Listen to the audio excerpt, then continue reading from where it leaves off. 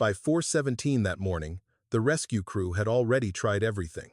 The hydraulic lift jammed twice. The steel cable snapped one guide bracket clean off the hatch. The elevator's emergency release panel kept blinking red, then black, then red again. 6 men were trapped inside the upper grain chamber at Red Hollow Grain, and every minute brought the corn down another inch. The engineers had tablets. The firefighters had radios. The company men had hard hats, clipboards, and faces that grew paler each time someone asked how long the walls would hold. Then Owen Pike arrived with a burned Hayloft pulley in the back of his old pickup. Someone actually laughed. It was not loud. Not at first. Just a short, nervous sound from one of the younger mechanics standing near the loading bay. But Owen heard it. Everyone did. 6 weeks earlier, half the county had laughed harder when he bought that same pulley at auction for $18.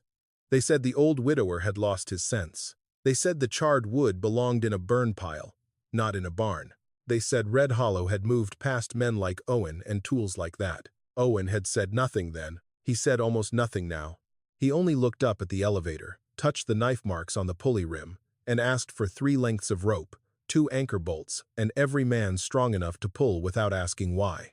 Before sunrise, that burned piece of junk would save 6 lives. But what it revealed afterward would make Red Hollow wish the rescue had been the hardest part.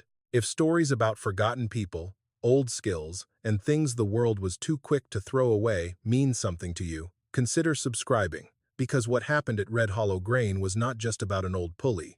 It was about 12 names, 6 trapped men, and 1 promise that had waited too long. 6 weeks before the sirens came to Red Hollow Grain, Owen Pike stood at the back of Beeler's County auction with $18 folded in his shirt pocket. Old farm things lay in rows beneath the pale October sun: cracked troughs, rusted hinges, broken lanterns, dull saw blades. Men walked past them with paper cups of coffee, laughing before they bid. Women stood near the feed store door, talking about taxes and winter bills. Owen kept his hat low. At 81, he had learned not to give people much to read. His right thumb trembled if he left it loose, so he hooked it through his belt loop. His canvas coat was faded, one elbow patched by Ruth before she died. His boots were clean, but the leather had split white at the toes. Most folks remembered when Owen could hear trouble inside an elevator belt before anyone else smelled smoke. Now, they remembered what he owed. "Hope he ain't buying," someone muttered. "Man still owes Dale for feed." Owen did not turn. The auctioneer, Dale Mercer, climbed onto a wooden pallet and moved quickly through the better items: a chainsaw, a hay spear, tractor weights. Then he reached the scrap table and lifted a burned Hayloft pulley by the dead rope still hanging through its iron wheel. The pulley looked like something dragged from a barn fire and forgotten twice. One side of the wooden block was charred black. The bracket was bent. The wheel barely moved. Dale held it up with 2 fingers. "Fine piece of history here," he called. "Comes with its own smoke." A few men laughed. "Who'll give me $2? Nobody raised a hand. Then Owen raised his. Dale squinted. "Owen Pike?" Owen nodded. "You bidding too?" 18, Owen said. The whole yard laughed. A young mechanic from Red Hollow Grain covered his mouth. Someone by the tractor weights slapped his knee. Dale grinned like Owen had handed him the best joke of the morning. 18? "Owen, I asked for 2. I heard you." A truck door shut near the road. Wade Harlan stepped into the yard wearing polished boots and a vest too clean for dust. 6 months earlier, Wade had bought Red Hollow Grain and filled the old elevator with cameras, sensors, new rules, and young men who trusted screens more than rope. He looked at the pulley, then at Owen. "Well," Wade said, loud enough for everyone, "somebody finally found a buyer for the past." The laughter came again. Owen looked at the pulley instead of Wade. Beneath the soot, along the rim of the wheel, he saw a shallow cut. Then another. Knife marks. His chest tightened. Ruth's voice returned so clearly it almost hurt. "If you ever see the old marks again, don't look away twice." Wade stepped closer. "That thing couldn't lift a feed sack, Pike. We use hydraulics now." "I know what you use," Owen said. "Then you know you're wasting money." At the word money, Owen saw Claire. His daughter stood by the feed store door, holding a small sack of chicken feed she had not yet paid for. Her face changed when she saw the pulley. First worry, then embarrassment. Then, the tired sadness of a daughter trying to keep an old father safe from himself. "Dad," she said softly, "your medicine, I know. You said you were only looking." "I was." Wade smiled. "Looks like he found something." Owen took the folded bills from his shirt pocket. A 10, a 5, and 3 ones. The pharmacy receipt came out with them. Claire saw it. Dale accepted the money and handed over the pulley. When Owen took it, his thumb trembled. The burned block dipped. Someone made a small sound, half pity and half joke. Claire stepped forward. Owen steadied it himself. The wood was lighter than it should have been, but those marks made it heavy. There were 12. Not decoration. Not accident. Not fire scars. Wade's smile faded just a little. "You planning to hang that in your barn?" he asked. "For now. That thing belongs in the past." Owen tucked the pulley under his arm and looked past the feed store roofs, toward the silver head of red hollow grain rising above town. "Some things in the past are still holding weight," he said.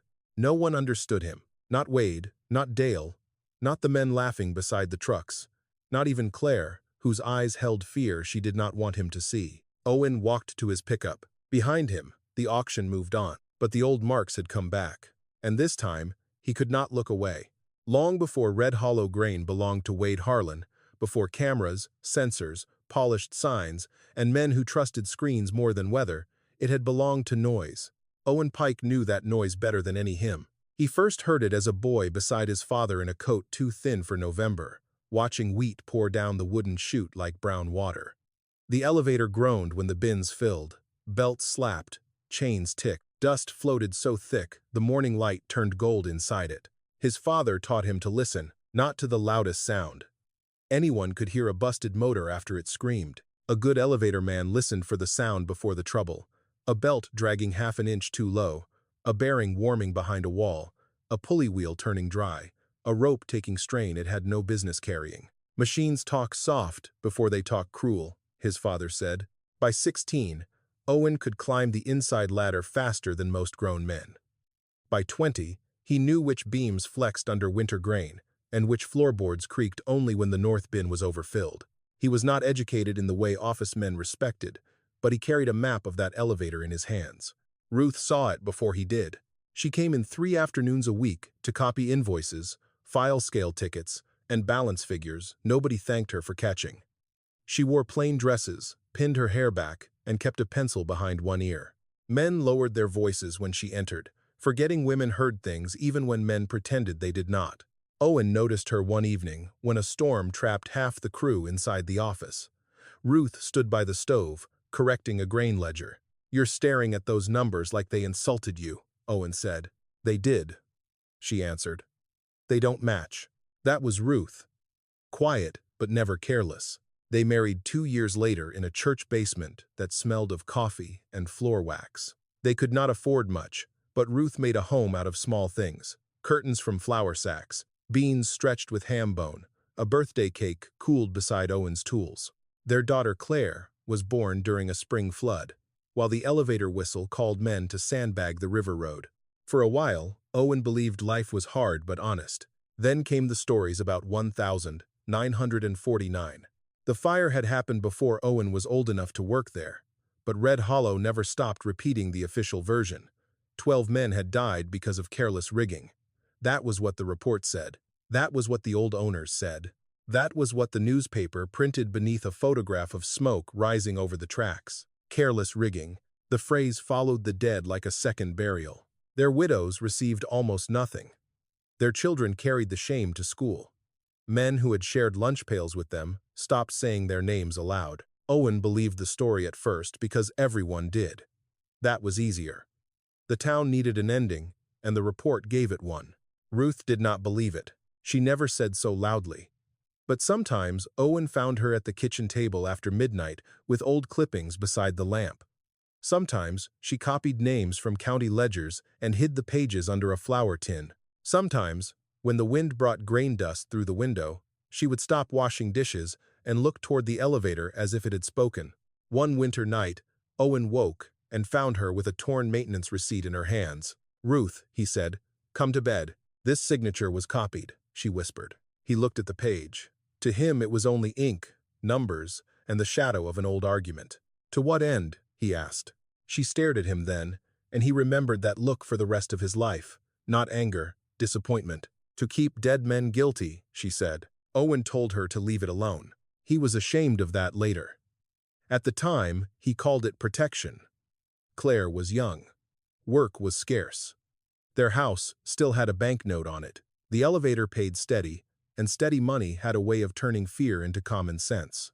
Then Ruth found the first old mark. It was scratched into the back of a loose board near the west stairwell, a small cut shaped like a slanted notch. Ruth touched it with her pencil and asked Owen if he knew what it meant. He did. Every old crew had marks. Load marks. Rescue marks. Warnings left where smoke, dust, or panic might make words useless. A man could lose paper. Fire could take a ledger. But a knife mark in wood might last until someone brave enough looked closely. Owen told Ruth it was probably nothing. He watched her face close. Years passed. Red hollow grain changed owners. Old beams were covered with steel. Hand signals were replaced by warning lights. The men who remembered 1,949 either died, moved away, or learned silence. Ruth got sick slowly. In her final months, she stopped asking Owen to dig through the past. She no longer had strength for ledgers or clippings. But one afternoon, as rain tapped the bedroom window and Claire slept in the chair beside her, Ruth reached for Owen's hand. "If you ever see the old marks again," she said, "don't look away twice." He promised. Then she was gone. For 23 years, Owen kept that promise badly. He remembered it, which was not the same as obeying it. He heard her voice when he passed the elevator. He felt it when he saw old rope thrown into trash piles. But he did nothing. He told himself the proof was gone. He told himself Ruth had only wanted peace. He told himself a man could not fight a whole town with memory. Then, at Beeler's auction, Dale Mercer lifted a burned Hayloft pulley by a dead rope, and Owen saw 12 marks cut into the rim. Not one, 12. And every excuse he had carried for 23 years began to break apart in his hands. Owen did not take the pulley into the house. He carried it past the kitchen window, past the porch steps that needed new boards, and across the hard-packed yard to the old barn behind the place. The barn had once held 2 milk cows, a mower, 3 seasons of hay, and every broken thing Owen told Ruth he would fix someday. Now it held quieter things, a workbench bowed in the middle, coffee cans full of bolts, a pegboard with missing outlines where tools had been sold. Ruth's garden rake still hung near the door, though no garden had grown there in years. Owen set the burned pulley on the bench. It made almost no sound. That bothered him. A proper Hayloft pulley should have weight in it. Old wood, good iron. A block built to carry square bales and wet rope. This one looked heavy from the outside, but when Owen lifted it at the auction, it had felt hollow in a way he could not yet explain. He turned on the bench lamp. Yellow light fell across the charred wood. The pulley looked worse up close. Fire had blackened one side of the block and blistered the grain. Soot sat in the cracks like old blood. The iron bracket had bent inward, not from falling, Owen thought, but from a hard side pull. The wheel was stiff, the groove packed with dirt, chaff, and something darker that might have been burned oil. He touched the rim with one finger. 12 marks. He did not count them again because he needed to. He counted them because he was afraid one might disappear. The barn door creaked behind him. Claire stood in the opening with her coat pulled tight around her. She had followed him from the auction without saying much, which was worse than anger. Anger moved. Silence stayed. "You spent medicine money on that," she said. Owen kept his hand on the pulley. "I know what I spent." "No, Dad. I don't think you do." She stepped inside, careful around the loose board near the threshold.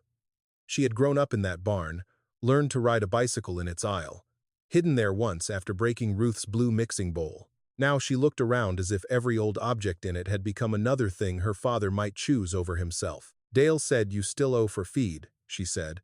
"The pharmacy called twice, and you hand over $18 for burned wood. It was not about the wood. That's what worries me." Owen looked at her then. Claire had Ruth's eyes when she was tired. Not the shape exactly, the patience. The hurt she tried to turn into reason before it turned into pleading. "I'm not losing my mind," he said. "I didn't say that. You thought it." Her mouth tightened. The truth sat between them like a third person. Owen looked back at the pulley because it was easier than looking at his daughter's fear. He reached for a small brush and began working soot out of the wheel groove. Black dust fell onto the bench in soft flakes. Claire folded her arms. "What are you looking for?" "First, what it isn't." "That sounds like something a man says when he doesn't know what it is." A tired smile almost touched his face. "Your mother used to say that. Mom also used to make you eat dinner before taking apart something filthy on the workbench." That hurt more than she meant it to. Owen took a screwdriver and tested the iron pin. Rust resisted him. He added a little oil, waited, then tried again. The pin shifted with a thin, dry complaint. Not much. Enough to tell him it had been fitted well once. "This was not cheap barn hardware," he said. Claire looked at the blackened block. "It was on a scrap table. So was I, according to Red Hollow." She did not answer. He turned the pulley on its side and studied the burn. Most barn fires left chaos. Flame climbed where it could. Heat split wood unevenly. But this burn had a direction to it. One face black, one edge scorched, the back barely touched, as if it had hung with one side toward a sudden burst of flame and the other shielded by a beam or wall. Owen brushed the rim clean. The 12 marks came clearer. They were cut with a knife, each one angled slightly different. Some long, some short. One doubled at the base. They were not numbers, they were not initials, they were not decoration a bored farm boy might make while sitting in a loft. Claire leaned closer despite herself. "Are those worth something?" Owen knew what she meant. Money, antique value, a collector. Some hidden reason $18 might become 200 or 2,000, or enough to make the pharmacy stop calling. "I don't know what they're worth," he said. That was not a lie. It was just not the whole truth. Claire pointed to the center block. "Is there something inside?" Owen paused. That thought had crossed his mind too. Hollow weight, old fire, a tool that should have burned but survived. Men had hidden things in stranger places. Cash, union notes, a deed, a name written where no clerk could erase it. He took a small mallet and tapped the side. Solid. He tapped near the axle. Different sound. Claire heard it. Her eyes sharpened. "Dad, could be a crack. Could be you thinking there's money in there." "I'm not after money." "You should be." He stopped. Claire looked ashamed the moment she said it, but she did not take it back. Their house needed roof work. His truck needed tires. The winter propane bill waited on the kitchen table. Her hours at the grain office had already been cut once since Wade Harlan took over, and she would not say how close she was to losing the rest. Owen set the mallet down. "If there is money in this," he said quietly, "it likely came from someone who lost more than we have." Claire's face changed. "What does that mean?" He did not answer. "Not yet." He turned the pulley back toward the lamp and cleaned the underside of the bracket. Beneath the soot, faint stamped letters appeared along the iron. Not a maker's mark from a farm supply catalog. 3 characters, nearly gone. "Ero Hachi." Owen stared at them. Red Hollow grain. His hand went still. Claire saw it. "What?" This didn't come from a hayloft. Then where did it come from? Owen ran his thumb along the bent bracket, seeing not the barn around him now, but the inside of the old elevator, the west wall, the narrow stair, the rescue hooks above the grain chamber, the kind of rig a man could build in smoke if he had no time left. He had been wrong at the auction. The marks had not come back from the past. The past had been sitting in his hands. Owen reached for an old cloth and wrapped the pulley carefully, as if it could hear him. "Tomorrow," he said, "I'm going to Red Hollow Grain." Claire stared at him. "Dad." No, but Owen was already looking toward the dark shape of the elevator beyond the fields. For 23 years, he had told himself there was nothing left to find. Now the thing everyone called junk had given him a place to start. The next morning, Owen drove to Red Hollow Grain before the office lights had fully warmed. Mist lay across the loading yard. The elevator rose out of it like an old ship, silver siding nailed over bones Owen still remembered by touch. Only a few pickups sat near the scale house, and the new company sign swung in the wind. Red Hollow Grain Services. Now it looked cleaner. That did not mean it was safer. Owen parked by the maintenance bay and lifted the wrapped pulley from the passenger seat. He had cleaned the soot from the bracket, but not too much. Some scars needed to remain. A young mechanic saw him first. Mason Bell stood beside a yellow hydraulic cart, drinking coffee from a steel mug. Thin beard. Clean gloves.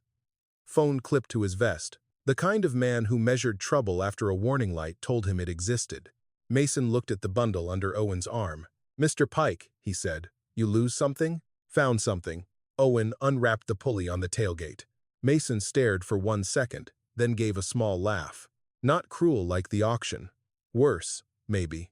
"Automatic. You brought that here? I need to see the old maintenance records." "For a burned pulley?" "For Red Hollow property. It came from a hayloft, didn't it?"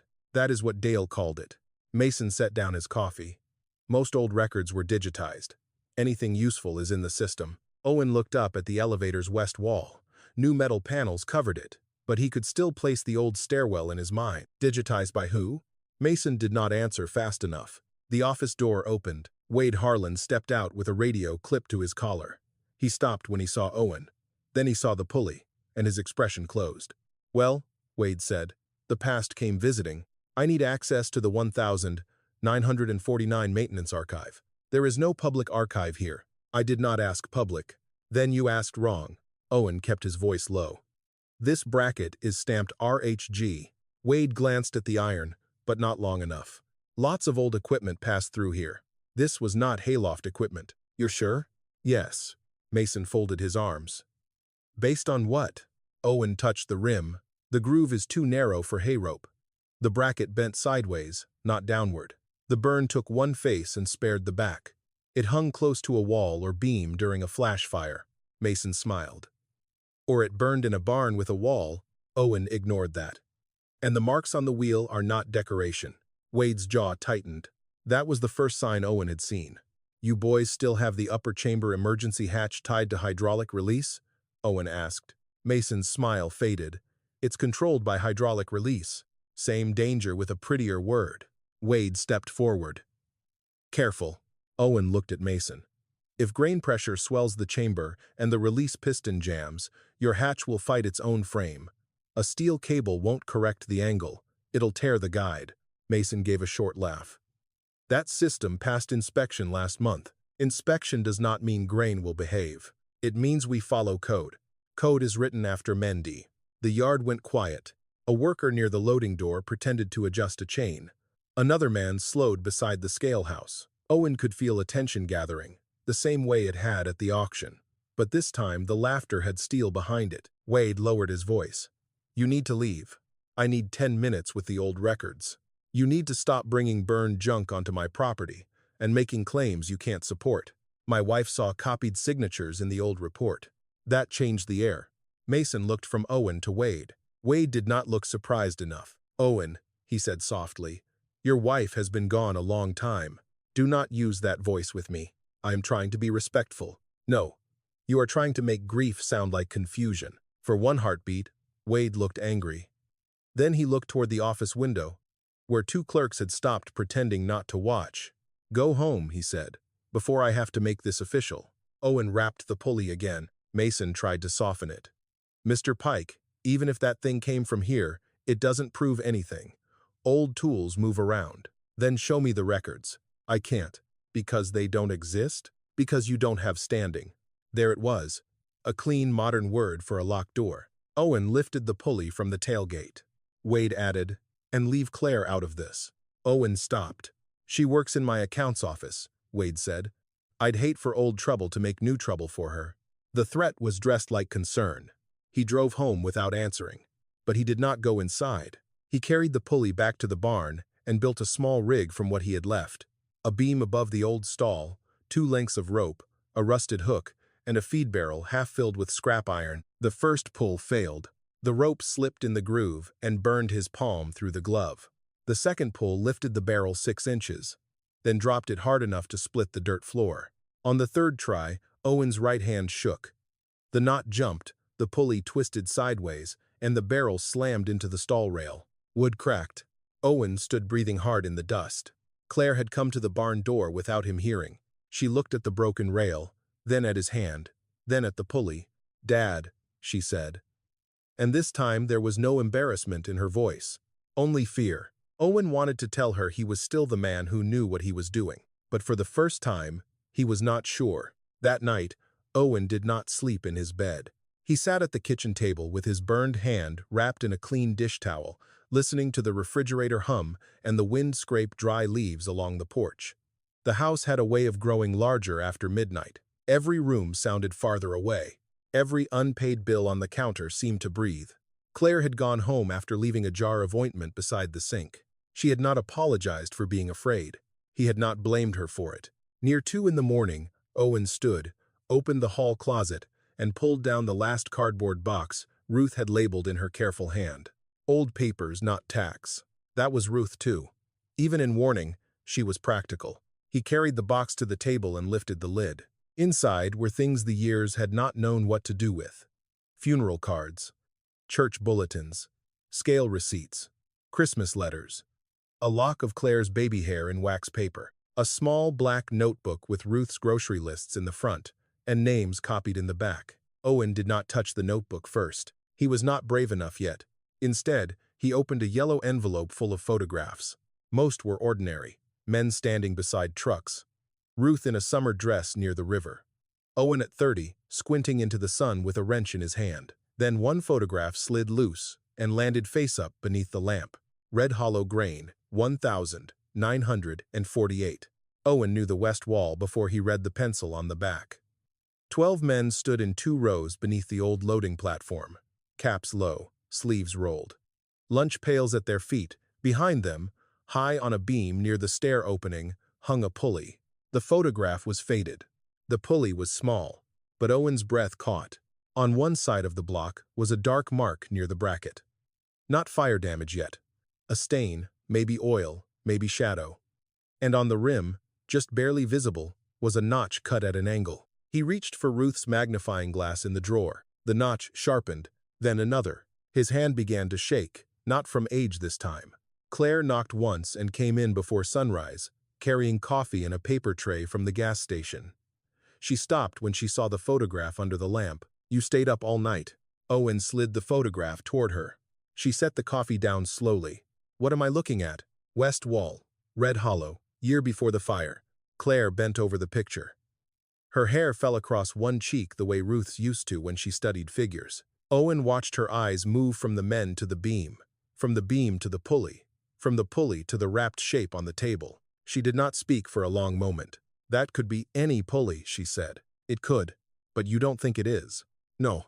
She picked up the magnifying glass. The room held still around her. When she lowered it, her face had changed. Not convinced, not yet, but no longer closed. "Where did Mom get this?" "I don't know." "That means she kept it." "Yes." Claire looked toward the old box. "What else did she keep?" Owen finally opened the black notebook. The first pages were onions, flour, soap, lamp oil, coffee if on sale. Then, halfway through, the list stopped and names began. 12 of them, copied in Ruth's neat hand, some with question marks, some with addresses, some with small notes beside them.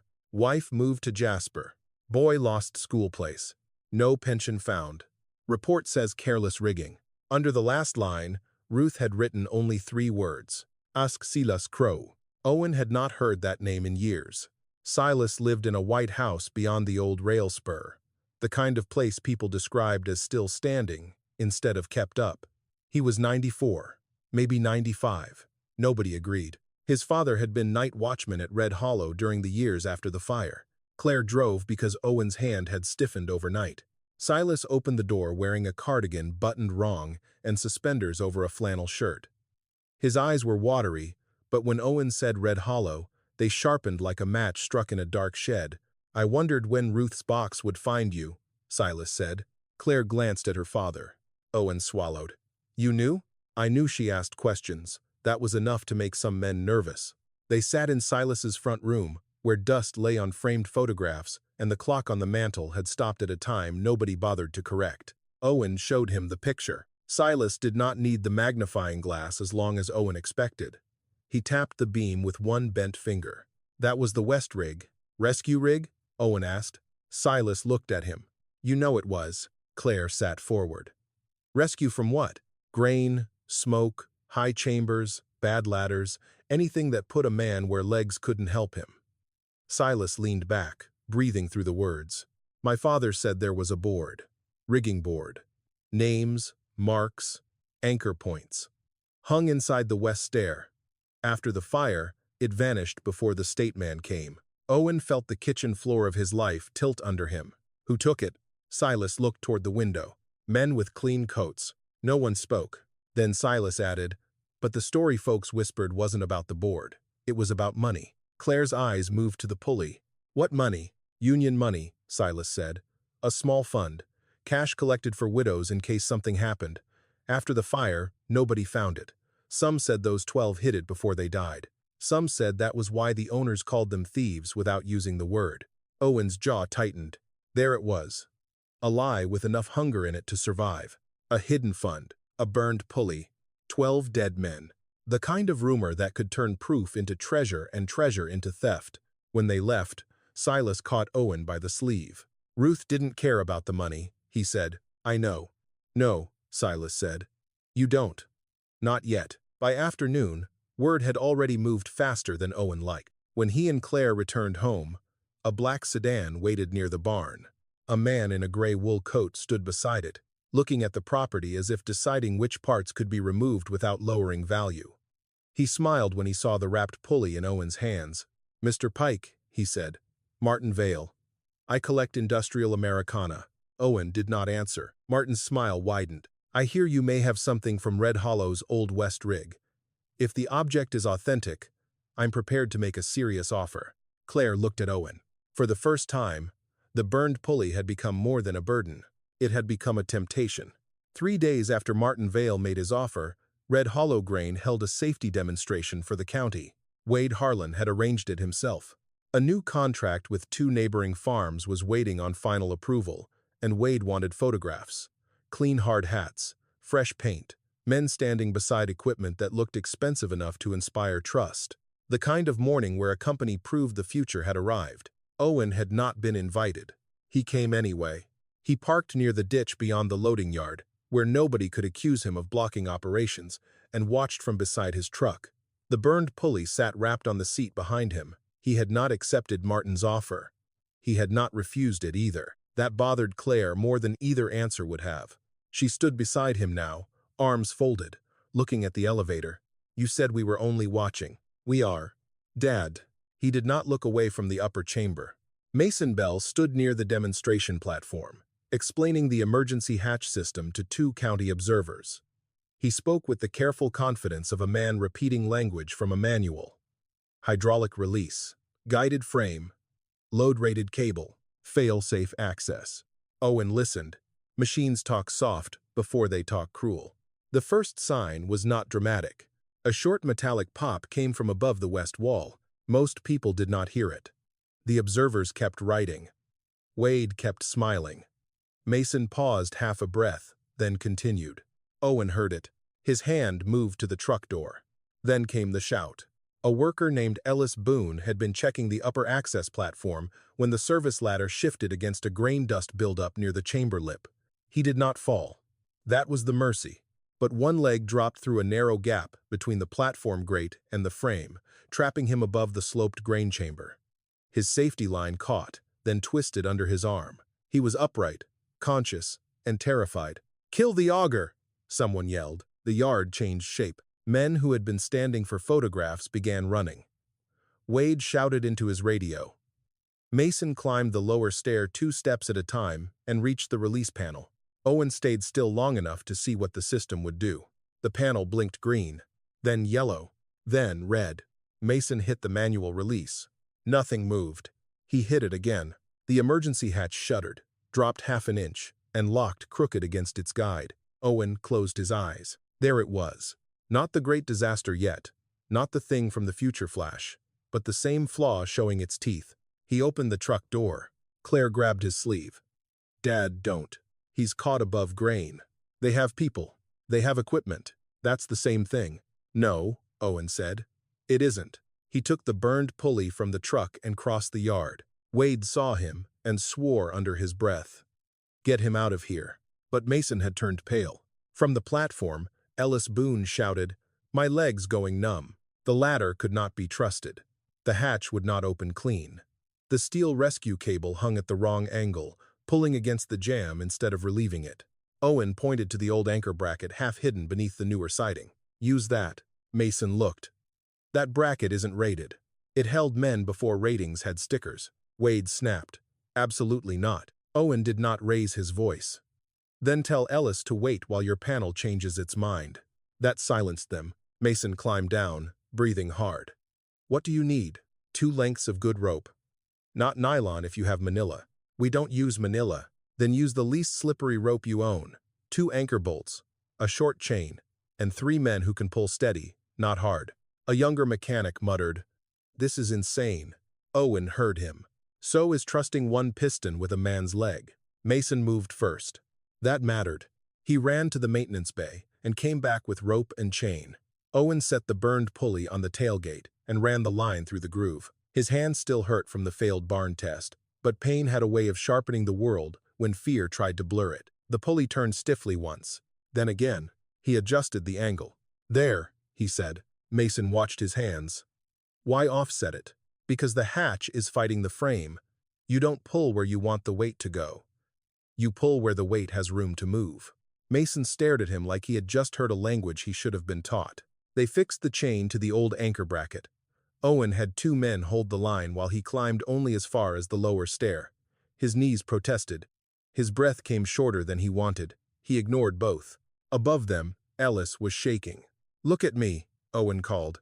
Ellis looked down. "Stop watching the grain. Watch the rope. I can't feel my foot." "You don't need your foot yet. You need your hands. When I say pull, you push your shoulder toward the wall, not away from it." Mason repeated the instruction into his radio.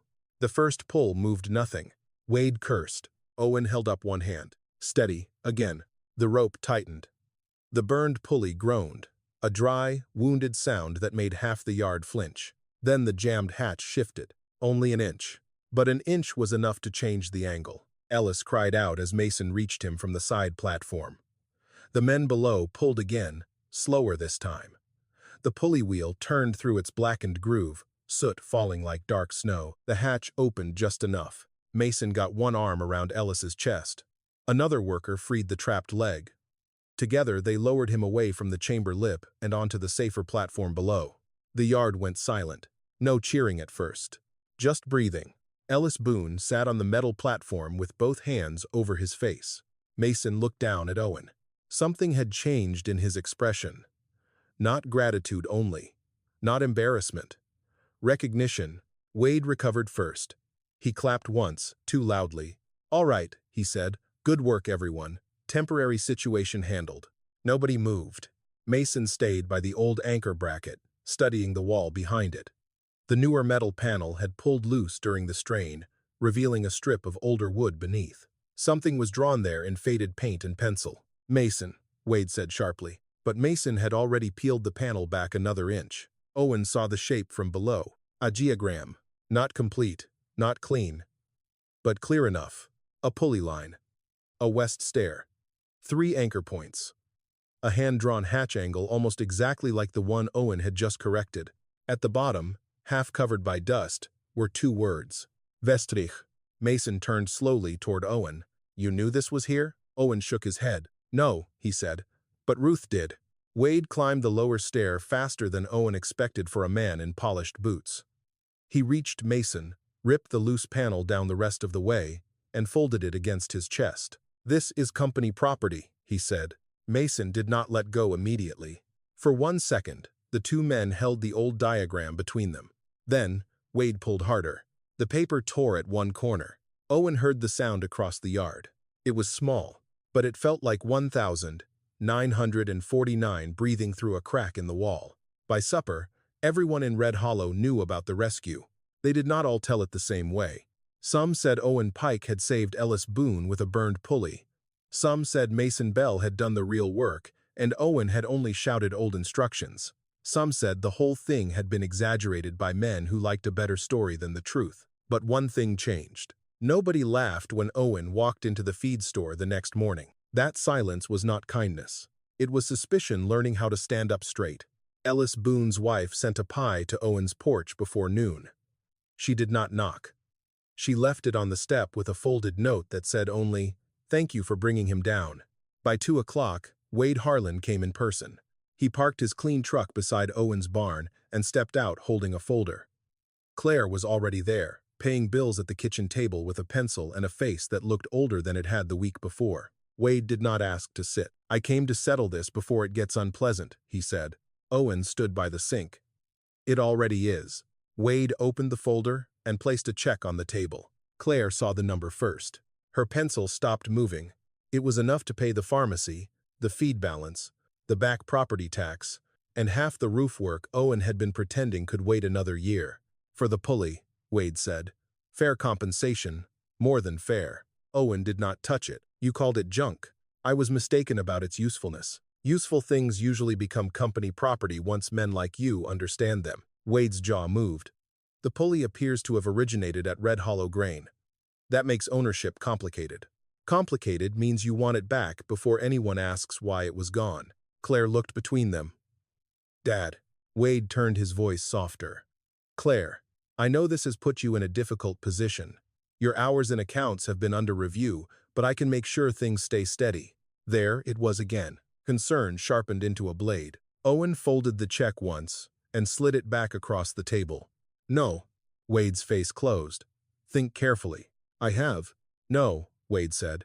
"You've remembered emotionally. That's different." After he left, Claire stood at the window until his truck disappeared. "You could have taken it," she said. "I know. That check was real. So is what he wants buried." She turned on him. "And what if burying it keeps us alive?" Owen had no answer that would not sound cruel. Before dark, Martinvale called. Owen did not know how Martin got the house number, but men who collected history often knew how to find people before they were ready. "My previous offer was premature," Martin said. "After today's incident, the object's value has changed." "How much?" The question came from Claire, not Owen. Martin named a number almost twice Wade's. The kitchen went quiet. Martin continued, "Smooth as oil on water. I would preserve it properly. Climate control, documentation, private exhibition, no corporate hands, no court fight. You would be saving the artifact." Owen looked at the wrapped pulley on the sideboard. "Artifacts don't need saving from daylight," he said. Martin's voice cooled. "Daylight destroys many things, Mr. Pike, especially when lawyers get involved." He hung up first. The next morning, Mason Bell came before sunrise. He parked down the road and walked in through the back field so no one at Red Hollow would see his truck near Owen's house. His clean gloves were gone. His eyes looked as if sleep had missed him entirely. "They're clearing old storage," Mason said without greeting. Owen led him into the barn. "What kind of storage?" "Anything, not digitized. Old maintenance binders. Incident duplicates, wall diagrams, training boards." Wade called it retirement. "Retirement," Owen said. Mason swallowed. "A dumpster came yesterday." Claire, standing near the door, said, "You're telling us this because?" "Because I saw the west rig diagram before Wade took it, and because the hatch jammed exactly how Mr. Pike said it would." It was the first time Mason had not called him Owen by habit or Mr. Pike by politeness. He said it like a man naming a witness. Mason pulled folded copies from inside his coat. "I couldn't get the diagram, but I found these in a scan folder marked obsolete." Owen spread the pages on the workbench. The report was dated March 1949. Not the final fire report, but a maintenance complaint filed 6 weeks before the blaze. 12 worker names appeared near the bottom. Each signature was meant to show they had acknowledged unsafe rigging practice. Owen stared until the letters blurred. "Look at the loops," Mason said. Claire leaned close. The signatures were not right. 3 had the same slant. 2 repeated the same broken stroke in the capital letter. 1 name had been misspelled, then corrected in darker ink. Ruth's words came back. This signature was copied. Owen sat down slowly. For years, careless rigging had been the town's answer. But if those signatures were copied, then the men had not admitted carelessness. Someone had built the blame before the fire ever happened. Mason placed another page beside it. Internal memo. No signatures. It says West Emergency Board to be removed until inspection. Date? 2 days after the complaint. Claire looked up. They removed the rescue board before the fire? Mason nodded once. Owen's hand closed around the edge of the bench. Then Silas Crow's voice arrived from memory, thin and old. Men with clean coats. By noon, a sheriff's deputy delivered the letter. Not an arrest. Not yet. A formal demand from Red Hollow Grain Services stated that Owen Pike was in possession of historical company equipment removed without authorization, and failure to return it within 48 hours could result in civil action. Claire read it twice. Her hands shook the second time. "They can sue you," she said. "They can try. Dad, we don't have money for try." Owen looked at the pulley. The burned wood sat wrapped in cloth, quiet as a sleeping animal. A week ago, the town had mocked him for buying it. Now one man wanted to buy it, another wanted to bury it, and a company wanted to claim it had always belonged to them. Maybe it had. Maybe that was the wrong question. Claire put the legal letter on the table. "Please," she said. "Just give it back." Owen heard Ruth in that silence. He heard the 12 marks too. For the first time, the choice was no longer about proving he was right. It was about how much truth a family could afford. The legal notice gave Owen 48 hours. He used 12. At dawn, Mason Bell called from a payphone outside the county diner because he no longer trusted his company phone. His voice was low, rushed, and carrying the fear of a man who had crossed a line he could not uncross. "There's one place they haven't cleared," he said. Owen stood in his kitchen with the legal letter open on the table and the burned pulley wrapped beside it. "Where?" "Behind the west stair." Claire heard enough to stand from her chair. "No," she said before Owen answered. Mason kept talking. "The panel's blocked by a grain dust duct they added in the 70s. It won't show on the new storage map. Wade's people are clearing boxes and binders.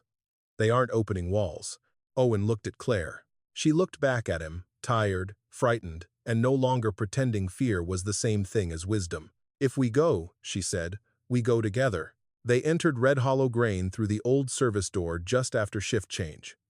Mason had not stolen a key. He still had access. Somehow that made it feel worse. Inside, the elevator smelled the way Owen remembered, and did not remember. Fresh paint over old dust, hot metal over old wood, cleaner floors, brighter signs, newer rails, but beneath it all, the same dry grain smell lived in the corners, waiting. Mason led them past the lower platform, through a narrow service hall, and up to the west stair. The stair was no longer used by workers. A yellow chain hung across it.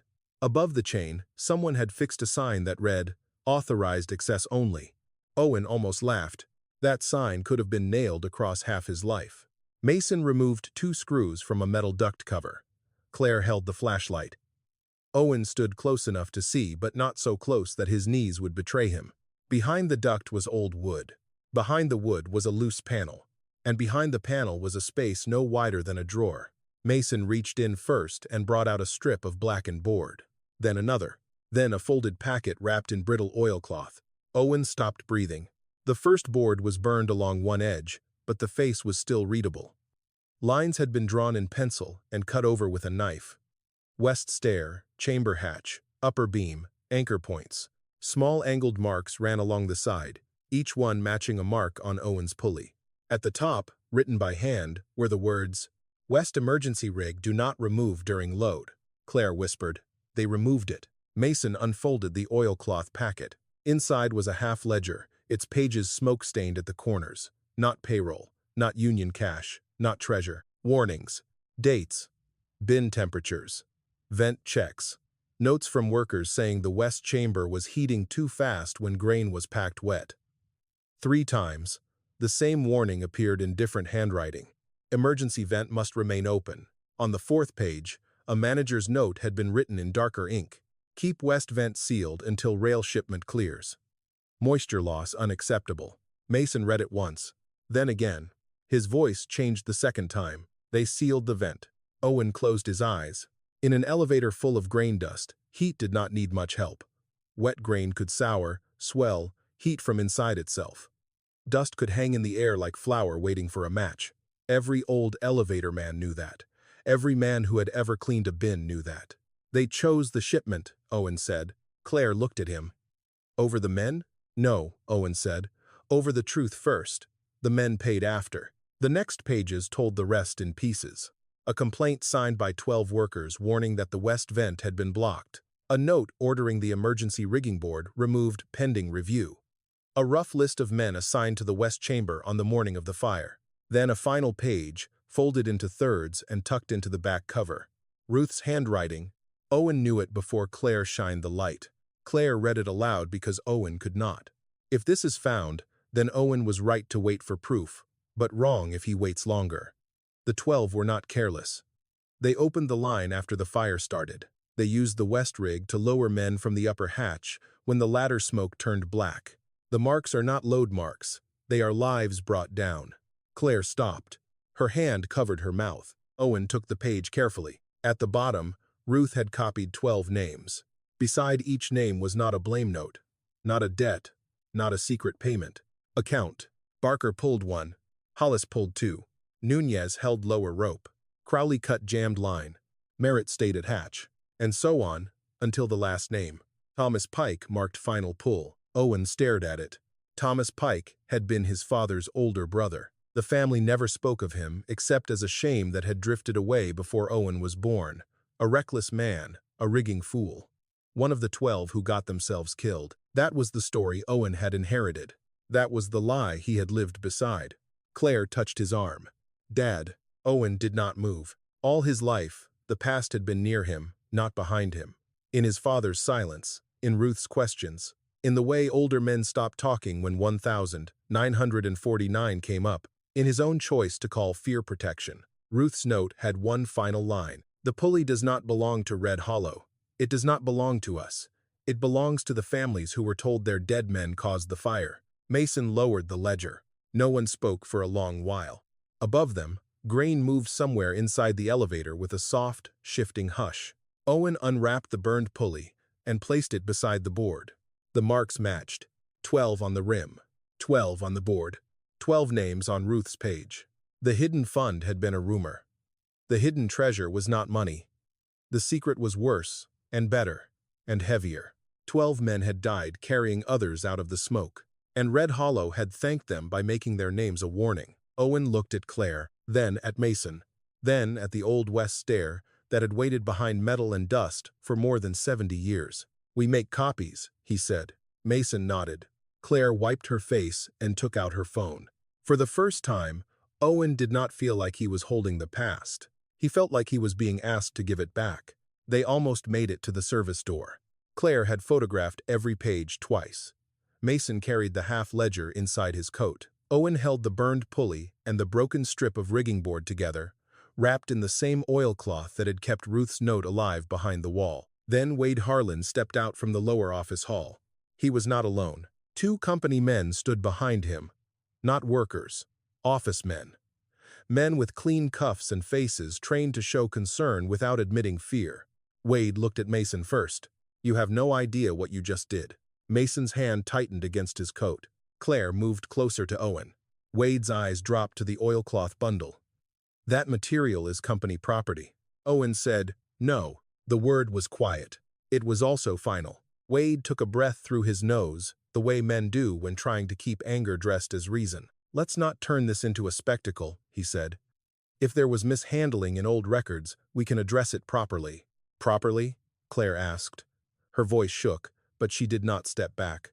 You were sending those records to a dumpster yesterday. Wade looked at her as if she had disappointed him. Claire, you work for this company. Not anymore, I don't think. That landed harder than Owen expected. For 1 second, she looked like the little girl who used to hide behind Ruth's skirt when thunder rolled over the valley. Then she lifted her chin. Wade opened the folder under his arm. We can establish a private assistance fund for descendants. Quietly, respectfully. No lawsuits, no newspapers, no damage to the current workforce. Mason laughed once. It was not humor. You're still managing the angle. I am trying to protect people who had nothing to do with 1949. No, Mason said. You're trying to protect a company from the men it buried twice. The hallway went silent. One of the office men shifted his weight. Wade's face hardened. You are suspended pending review. I figured, and you, Wade said to Claire, should consider whether your father's obsession is worth losing everything over. Claire looked at the ledger inside Mason's coat, then at the pulley in Owen's hands, then at her father's wrapped burn, the tremor in his thumb, the old shame he had carried so long it had begun to look like posture. My mother spent her life afraid of this place, she said. I'm done helping it scare us. Owen closed his eyes. Not long. just enough to thank Ruth without speaking. They did not go to the newspaper first. That would have made it too easy for people to call it a story instead of a reckoning. Claire called Silas Crow. Mason called Ellis Boone. Owen called the county clerk and asked for the room behind the library, the one used for winter road meetings and farm insurance lectures. By late afternoon, word had moved through Red Hollow in the old way. Phone calls, porch visits, one cousin telling another, one widow whispering a name she had not heard spoken kindly in decades. Not everyone came. Some refused. Some said the dead should stay dead. Some said lawsuits would ruin jobs. Some said if the 12 men had been innocent, somebody would have said so long ago. But families came. A granddaughter of Joseph Barker arrived with a shoebox of photographs. A thin man named Luis Nunez came from 2 counties over because his father had once punched a teacher for calling his grandfather careless. 2 Merritt sisters sat in the back and held hands without looking at the table. Silas Crow was brought in by his neighbor, wrapped in a wool coat, though the room was warm. Wade came too. So did one of the office men, carrying nothing. Owen did not stand at the front like a man giving a speech. He sat at a folding table and placed the burned pulley, the rigging board, Ruth's note, and the copied ledger pages where everyone could see them. Then he read the 12 names, slowly, not as evidence, as people: Barker, Hollis, Nunez, Crowley, Merritt, Ash, Doyle, Pritchard, Voss, Ilda, Gahan, Thomas Pike. When Owen reached his uncle's name, his voice broke. No one mocked him for it. Mason stood after that. He explained the hatch, the west rig, the removed board, the sealed vent. He did not hide behind technical language. He said what mattered plainly. The men had warned management, the emergency system had been removed, and the official report had blamed the workers for a danger they had tried to prevent. Wade interrupted only once. That is one interpretation. Mason turned to him. No. It's the one the documents support. The room did not explode. Real shame rarely does. It settles. It makes people look at their shoes. It makes old anger wake up in bodies too tired to carry it. It makes descendants realize the poverty, the silence, the moved-away childhoods, the missing pensions, the family names spoken with pity or contempt. All of it had roots. Mrs. Barker's granddaughter touched the pulley with 2 fingers. My grandmother died thinking he caused it, she said. No one answered because no answer was large enough. Wade finally stood. For a moment, Owen thought he would defend the company again. Instead, Wade looked at the 12 names on Ruth's page. My grandfather bought into Red Hollow after the fire, he said. I grew up hearing the same report everyone else did. Silas Crow made a dry sound. Hearing is not the same as checking. Wade flinched. Good, Owen thought. Not because pain was justice. Because pain was sometimes the first honest thing in a dishonest room. Wade removed a pen from his coat and signed the release Mason had prepared. Permission for the county clerk to copy all surviving 1,949 safety documents, freeze destruction of Red Hollow's old records, and open them to family representatives and legal review. It was not an apology. Not yet. But it was an action. That mattered more. Afterward, people gathered around the table in small, broken clusters. Some cried. Some argued about dates. Some asked for copies. Some stood near the pulley and did not touch it at all. Claire placed Ruth's note in a clear sleeve. Owen watched her hands. Steady hands. The hands of someone who had inherited more than fear. Martin Vale arrived near the end, saw the crowd, saw the documents being copied, and left without making another offer. That was the first thing all day that made Owen almost smile. When the room emptied, Mrs. Barker's granddaughter asked what would happen to the pulley. Owen looked at the burned wood. A week earlier, he might have said it was his. A day earlier, he might have said it was proof. Now he understood Ruth better. It goes where the families decide, he said. Then he placed his palm on the table and slid the pulley gently away from himself. Not surrender. Return. By spring, Red Hollow grain no longer looked as certain of itself. The company sign still stood by the road. Trucks still rolled over the scale. Grain still moved through belts, chambers, augers, and chutes. But men walked slower near the west stair now. They looked at walls before covering them. They asked what had been removed before asking what had been approved. The county opened a review. Lawyers came. So did descendant. Boxes that had been marked obsolete, were carried into the library instead of the dumpster. Copies of the 1949 ledger were placed in family folders. The official report was not erased in a day. Lies that old did not die quickly, but for the first time, the lie had to answer questions. Claire lost her job at Red Hollow Grain before the month was over. Wade called it restructuring. No one believed him. For 2 weeks, she said very little. She paid bills with money Owen did not have, ignored phone calls from people who wanted interviews, and kept Ruth's note in a folder on the kitchen table as if it might disappear if left alone. Then Ellis Boone's wife came by. Not with pie this time, with a proposal. The county needed a grain rescue training program. Not a ceremony, not a plaque, not another room where people could point at old objects and feel forgiven. A real program, with rope, anchor points, breathing masks, hatch drills, and men learning what grain could do before it killed them. They asked Claire to coordinate it. They asked Mason to teach the modern systems. And they asked Owen to teach the part no manual had remembered. At first, Owen said no. He was 81. His hand still shook. His burned palm healed with a pale scar that pulled tight when the weather turned. He had spent too much of his life looking away, and the idea of standing in front of young men with Ruth's truth behind him felt like punishment dressed as honor. Claire did not argue. She only put the burned pulley on the kitchen table and sat across from him. "Mom waited for proof," she said. "Maybe this is what proof is supposed to do." So Owen went. The training barn stood behind the volunteer fire station, where an old hay building had been cleaned, braced, and fitted with platforms, ropes, bins, and a hatch frame built to match the one at Red Hollow. Mason installed sensors and release panels. Owen insisted on handlines beside them. "Electronics fail," Mason told the first class. Owen looked at him. Mason added, "And sometimes men do too. That's why we build more than one way out." Nobody laughed. The burned pulley was not placed behind glass. The families had decided together. It would stay working. Not every day, not carelessly. But in the first lesson of every training course, the pulley would be hung from a beam and turned by hand. New rope would run through the old groove. Young firefighters, farmhands, elevator workers, and county volunteers would feel the drag of it. They would learn why angle mattered, why steady pull beat panic, why a man trapped above grain needed time more than speeches. Before the first class began, Claire read the 12 names. She did not raise her voice. She did not need to. Barker, Hollis, Nunez, Crowley, Merritt, Ash, Doyle, Pritchard, Voss, Elda, Kean, Thomas Pike. Some families stood in the back. Some sat in the front.